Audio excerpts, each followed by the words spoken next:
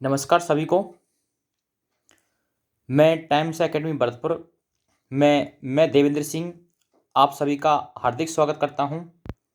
आज हम इस वीडियो के माध्यम से चर्चा करने वाले हैं आयुर्वेद डिपार्टमेंट में जो नर्स कंपाउंडर की वैकेंसी हैं जो कि प्रक्रिया अधीन है, इसके बारे में क्या चल रहा है, किस प्रकार से यह रिक्रूटमेंट चल रहा है और आयुर्वेद विभाग के द्वारा डॉक्टर सर्वपल्ली राधाकृष्णन यूनिवर्सिटी के द्वारा इसमें क्या प्रोसेस चल रही है, इन सभी विषयों पर आज हम यहाँ पर चर्चा करने वाले हैं। काफ़ी सारे कैंडिडेट्स की यहाँ पर क्वेश्चंस जो हैं पुटअप किए जा रहे हैं कि इस वैकेंसी में फ़िलहाल क्या चल रहा है, क्या किसी प्रकार से कोर्ट में यहाँ पर इसमें रिट लगाई गई है। तो इन सभी विषयों पर आज हम यहाँ पर चर्चा करेंगे। और जैसा कि हम यहाँ पर पहले आयुर्वेद नर्स कंपाउंडर से रिलेटेड यहाँ पर हम पहले भी वीडियोज़ यहाँ पर अपलोड कर चुके हैं, जिसमें हमने यहाँ पर Ayurveda university doctor Sarvepalli Radhakrishnan university के प्रेसिडेंट विकास चौधरी जी से कुछ सवाल किए थे। उन सवालों के जवाब हमने जाने थे और उनकी इस भर्ती पर, इस प्रोसेस पर क्या उनकी राय है, इन सभी बातों को जाना।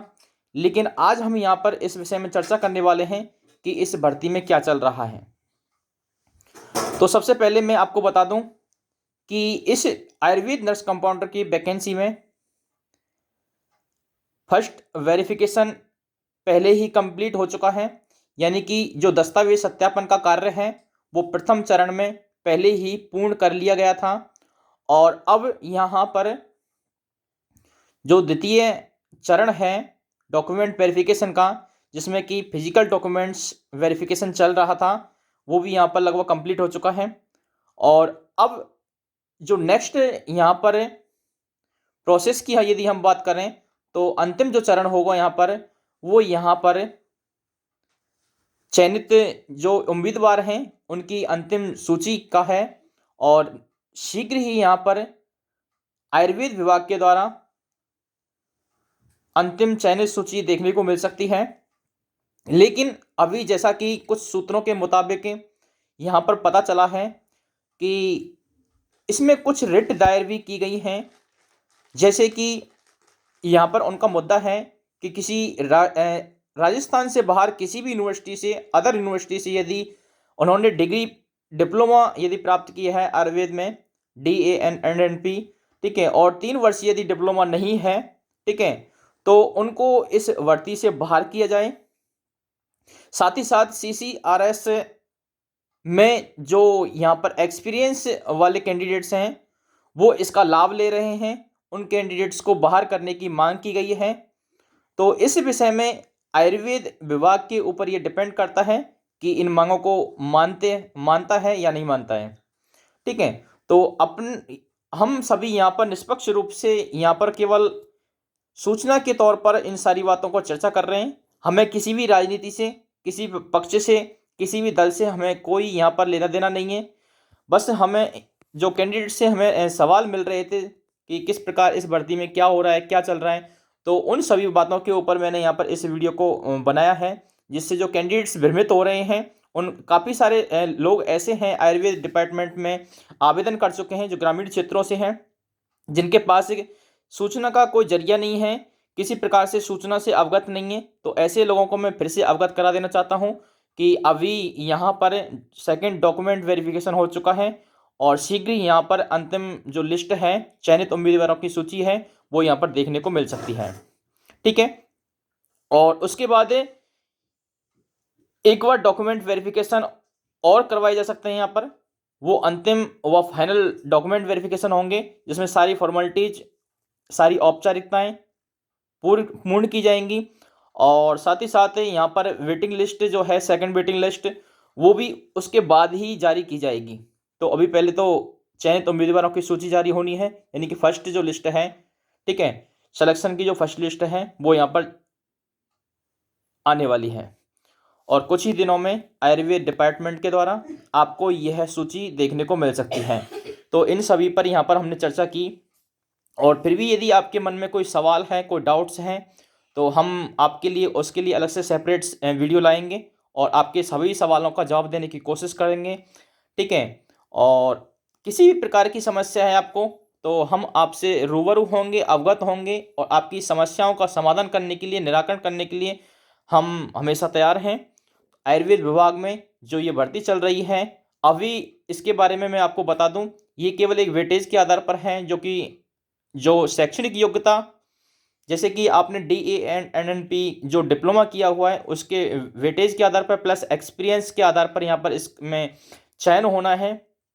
लेकिन भविष्य में यदि सभी आयुर्वेद नर्स कंपाउंडर में आवेदन कर रहे कैंडिडेट्स इस पर मुद्दा उठाते हैं कि यह भर्ती सभी भर्तियों की तरह एक कंपटीशन से हो, तो उसके लिए भी यहाँ पर आप अपनी बात रख सकते हैं। ठीक है। यदि आप चाहते हैं कि कंपटीशन से हो यहाँ पर भर्ती, कॉम्पिटिटिव लेवल पर यहाँ पर आयुर्वेद डिपार्टमेंट में भी नर्स कंपाउंडर यहाँ पर चुने जाएं, तो इसके लिए भी हम यहाँ पर आपकी बात को रखने के लिए तैयार हैं। लेकिन अभी फ़िलहाल जो भर्ती चल रही है वो केवल अभी DA and NP diploma based है और एक्सपीरियंस बेस्ड है। ठीक है। यानी कि जो शैक्षणिक योग्यता आपने आयुर्वेद में जो डिप्लोमा किया है उसमें आपने जो अंक प्राप्त किए हैं, प्लस जो आपने किसी भी सरकारी आयुर्वेद विभाग में किसी भी पद पर रहते हुए अनुभव प्राप्त किया है या किसी सरकारी संस्था के द्वारा आपको अनुभव है, तो यहाँ पर आप इसमें एक लाभ ले सकते हैं। तो आई थिंक सब कुछ क्लियर हो गया होगा। और फिर भी यदि किसी प्रकार के डाउट्स हैं, किसी प्रकार की क्वेरीज हैं, तो आप हमें यहाँ पर इस times academy Bharatpur YouTube channel के माध्यम से कमेंट बॉक्स में यहाँ पर अपनी बात लिख सकते हैं। सारी समस्याओं का समाधान करने की कोशिश करेंगे। और हमने एक ऑनलाइन प्लेटफॉर्म आपसे जुड़ने का यहाँ पर यह शुरू किया है। इसके माध्यम से हम आपकी बात को लोगों तक पहुँचा सकते हैं और जो वास्तविकता यहाँ पर चल रही है विभाग में, सारी सूचनाओं से आपको अवगत करा सकते हैं। इन सारी सूचनाओं से अवगत कराने के लिए ही हमने यहाँ पर एक टाइम्स एकेडमी भरतपुर, जो कि एक tuition classes and coaching classes की सर्विसेज प्रोवाइड कर रहा है, शिक्षा के क्षेत्र में उभरता हुआ एक संस्थान जो कि ऑनलाइन सेवा के रूप में कार्य कर रहा है। इसके साथ जुड़ कर के हमने यहाँ पर ऐसी विभिन्न तमाम भर्तियों के बारे में भी चर्चा करने का निर्णय लिया है कि जो भविष्य में आने वाली भर्ती हैं और वर्तमान में जो चल रही हैं उनसे संबंधित सूचनाएं भी हम यहाँ पर कैंडिडेट्स को प्रोवाइड कर सकें।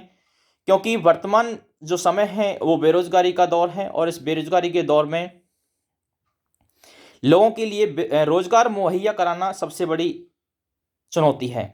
ये सभी सरकार के लिए भी और सभी प्राइवेट निजी कंपनियों के लिए भी एक चुनौती है, क्योंकि भारत जो देश है उसमें राजस्थान का यदि हम यहाँ पर स्थान देखें तो लगभग दूसरा स्थान है।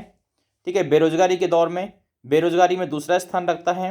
तो बहुत बड़ी बात है कि यहाँ पर राजस्थान में अधिकांश लोग बेरोजगार हैं और इसके लिए ऐसे कदम उठाए जाएं जिससे हमारे इस राजस्थान को बेरोजगारी से निजात मिल सके। बस इसी के लिए यहाँ पर हम ऐसे वीडियोज़, ऐसे मोटिवेशनल वीडियोज़ भी हम यहाँ पर लाएंगे जिससे लोगों को मोटिवेशनल मिलता रहे और लोगों की हम छोटे छोटे निजी उद्योगों के रूप में जानकारी देते रहें, सरकारी नौकरियों से आपको अवगत कराते रहें। इसी के लिए हमने यहाँ पर ये मुहिम शुरू की है। तो आज के लिए बस इतना ही। अगले सेशन में हम फिर हाजिर होते हैं एक नई सूचना के साथ। तब तक के लिए धन्यवाद।